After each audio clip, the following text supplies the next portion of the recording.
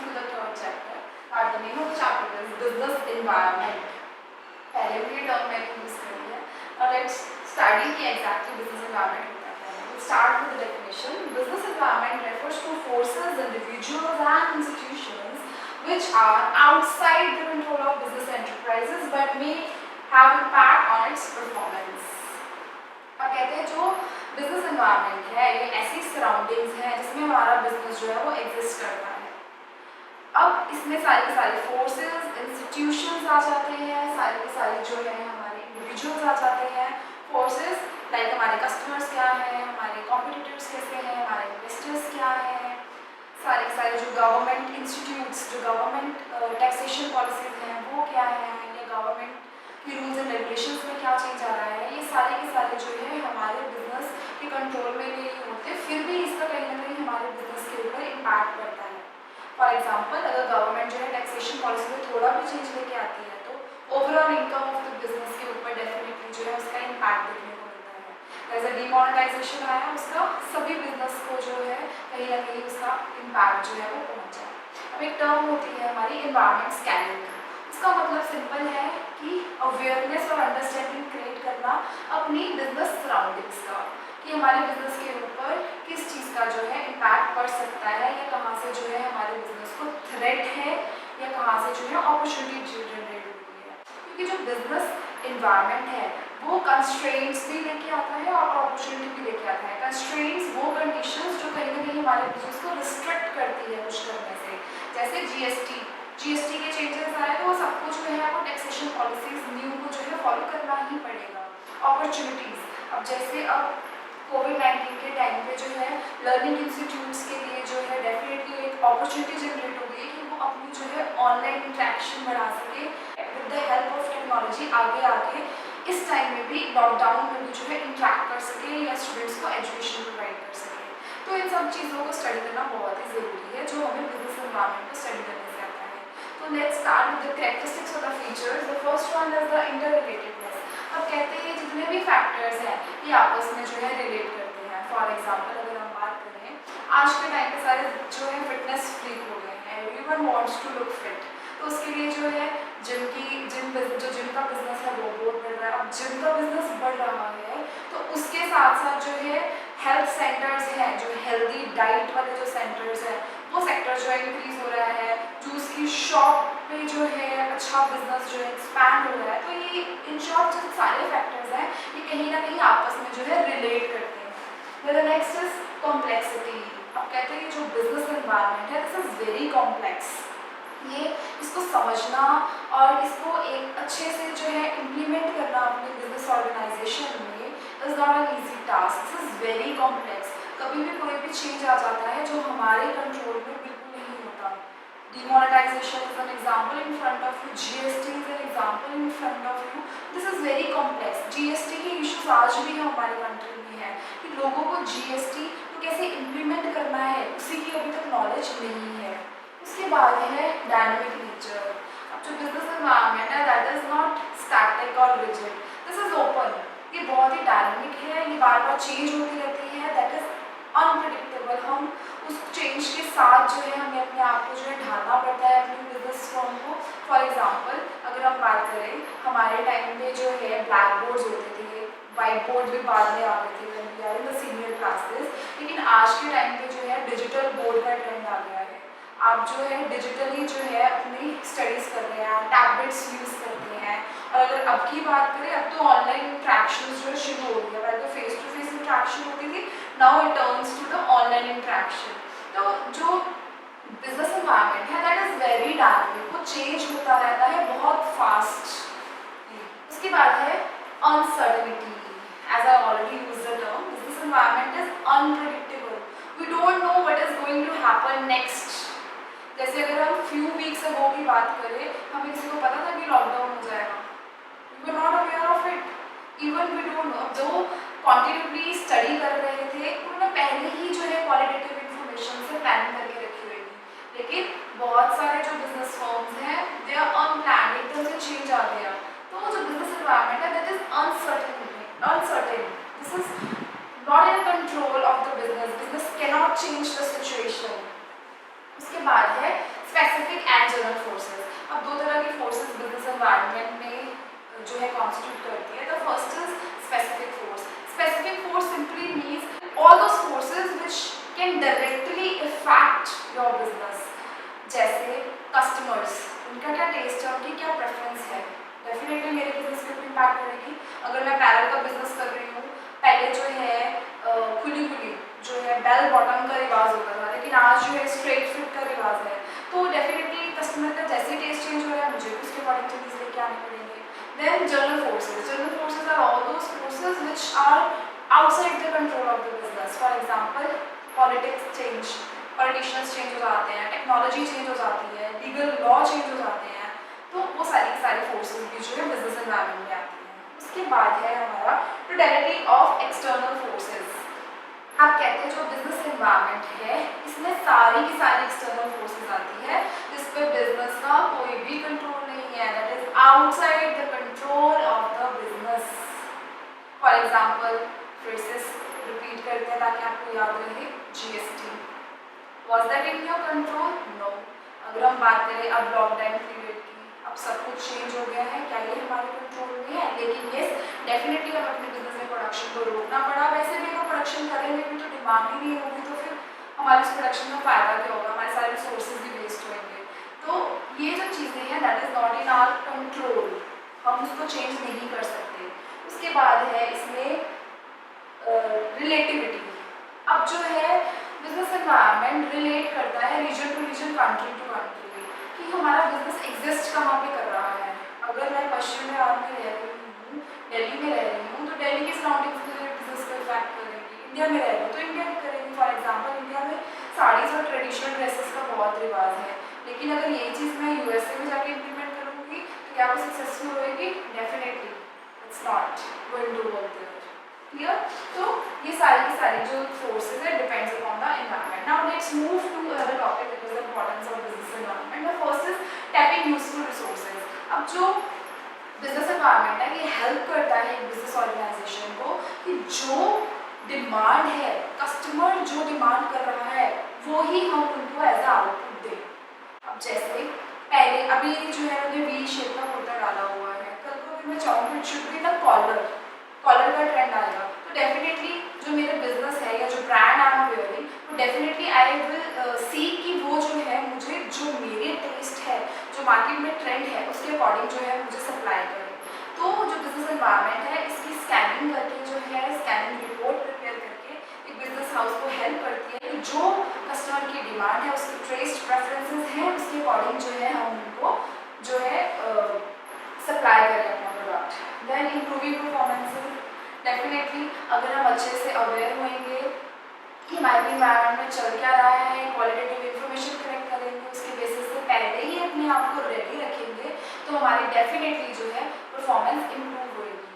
जो भी बाहर चेंजेस आ रहे हैं एक्सटर्नल फोर्सेस से, अगर हम उसमें अपने इंटरनल जो प्लान्स एंड पॉलिसीज है उसमें चेंज लेके आएंगे, that will definitely going to work in our organisation.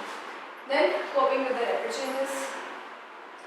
अगर हम बिजनेस एनवायरनमेंट को डीपली स्टडी करेंगे, थॉरली स्टडी करेंगे, इसके ऊपर रिसर्च करते रहेंगे, प्रॉपर एक टीम अप होंगे, तो डेफिनेटली जो एनवायरनमेंट में चेंज आ रहा है हम उसे अपने बिजनेस में इम्प्लीमेंट करेंगे, इंटरनल चेंजेस लेके आएंगे ताकि हम लॉन्ग टर्म सर्वाइव कर सकें।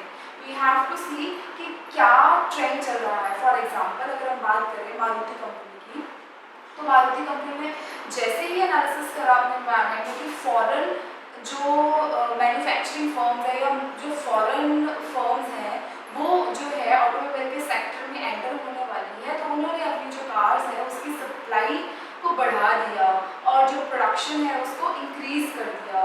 तो ये क्या था? Coping with the rapid change. जैसे ही उन्होंने देखा ये चेंज आ रहा है, उन्होंने अपने इंटरनल चेंजेस शुरू कर दिया। Now the next point is identify threats and early warning signals. जो बिजनेस एनवायरनमेंट की स्टडी है, अगर उसको प्रॉपर्ली स्कैन करते हैं तो हमें हेल्प करता है कि मार्केट में कौन कौन से थ्रेट्स हैं हमारे लिए, क्या क्या जो है मार्केट में हमारे लिए चेंजेस हैं जिससे हमारे बिजनेस के ऊपर डेफिनेटली बुरा इम्पैक्ट पड़ने वाला है। हम उसे पहले ही जो है स्टडी कर लेते हैं और उसके लिए पहले से ही अपनी प्लानिंग करके चलते हैं, अपने आप को तैयार रखते हैं। Then identify opportunities and first mover advantage.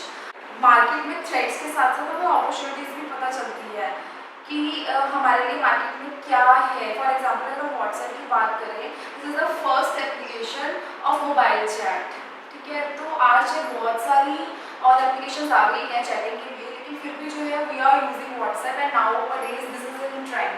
तो ये क्या है कि उन्होंने अच्छे से एनवायरमेंट स्कैनिंग करी थी और उसके एडवांटेज में मिली फर्स्ट में गई। उसके बाद है प्लानिंग एंड पॉलिसी फॉर्मुलेशन। अब वो कहते हैं कि जो बिजनेस एनवायरमेंट की स्टडी है ये प्लान्स बनाने के लिए और पॉलिसी बनाने के लिए बहुत ज़रूरी है। It will help the management to make an ideal plans and policies for the growth of the business and the prosperity as well, क्योंकि इससे हमें बहुत सारी चीज़ें क्लियर हो जाती हैं कि क्या होने वाला है या क्या हो सकता है, जिससे हमारे बिजनेस के ऊपर कहीं ना कहीं उसका इम्पैक्ट देखने को मिलेगा और हम पहले ही जो है उस क्वालिटी इंफॉर्मेशन से अपने आप को प्रिपेयर करते हैं to achieve better goals. This is all.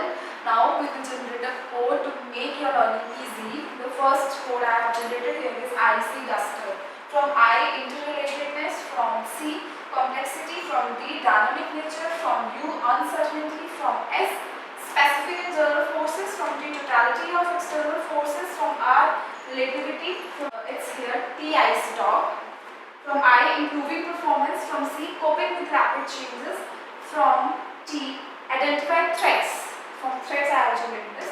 Threats and early warning signal. From O, identify opportunity, first mover advantage. P, planning and policy formulation. This is all with your importance and characteristics of business environment. Now further, we will discuss what are the various dimensions of business environment.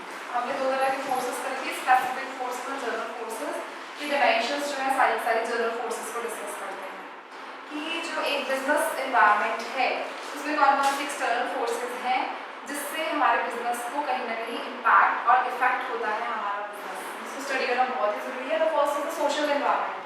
अब social environment जो है definitely नाम से पता चल रहा है ये किससे जो है रिलेट कर रहा है, is related to the society. कि एक सोसाइटी में उसके क्या कस्टम्स हैं, उसके क्या ट्रेडिशंस हैं, उसके क्या रिचुअल्स वहाँ पे फॉलो होते हैं, उसको देख के हम अपने बिजनेस को जो है चलाते हैं। फॉर एग्जाम्पल अगर हम इंडिया की बात करें, यहाँ पे दिवाली सेलिब्रेशन होती हैं, Diwali celebration, Dussehra celebration, Navratra celebration, Holi celebration, जिससे जो है कहीं ना कहीं स्वीट्स की डिमांड बढ़ती है, ग्रीटिंग्स की कार्ड्स की डिमांड जो है वो बढ़ती है। तो आप खुद अपना बिजनेस जो है कहाँ पे कर रहे हो, वहाँ की सोसाइटी क्या है, वहाँ के क्या ट्रेडिशंस हैं, क्या रिचुअल्स हैं, उसको स्टडी करना बहुत ही ज़रूरी है if you want to make your organisation successful in a long run.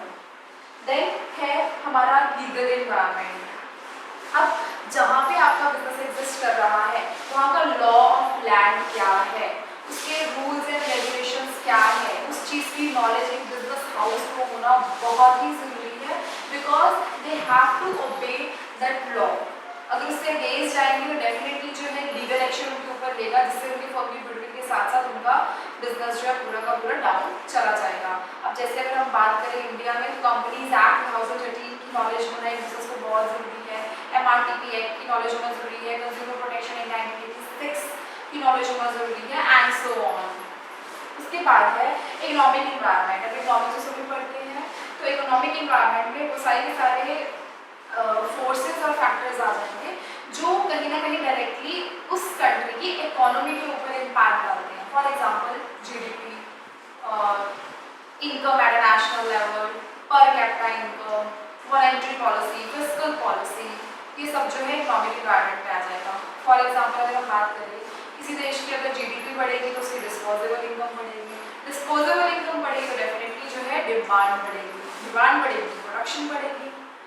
उसके नेक्स्ट अगर हम देखें इन्फ्लेशन रेट अगर इंक्रीज होएगा तो कॉस्ट ऑफ प्रोडक्शन के ऊपर फर्क पड़ेगा। GST जो है टैक्सेशन पॉलिसी में चेंज आया तो एकदम से जो है सब बिजनेस ऑर्गेनाइजेशंस को उस चेंजेस को जो है इम्प्लीमेंट करना पड़ा। कोई भी चेंज आता है हमारी इकोनॉमी में उसका डेफिनेटली हमारे बिजनेस के ऊपर इम्पैक्ट होता ही होता है। तो इकोनॉमिक इन्वायरमेंट जो है that is external force. Then है पॉलिटिकल इन्वायरमेंट। अब ये जो है it is related to all the forces जो एक गवर्नमेंट, वहाँ की गवर्नमेंट के साथ रिलेट कर रही है कि जो गवर्नमेंट कौन सी आने वाली है या कौन सी है, उसका एटीट्यूड क्या है towards different groups in the society, ये सब चीज़ें मैटर करती हैं। अब जैसे यहाँ पे आप आई तो आपने अपने रूल्स एंड रेगुलेशंस बनाए, बीजेपी ने अपने रूल्स एंड रेगुलेशंस बनाए, जो कांग्रेस पार्टी है उनके अपने रूल्स एंड रेगुलेशंस है, तो उसका डेफिनेटली कहीं ना कहीं बिजनेस के ऊपर इम्पैक्ट पड़ता ही पड़ता है।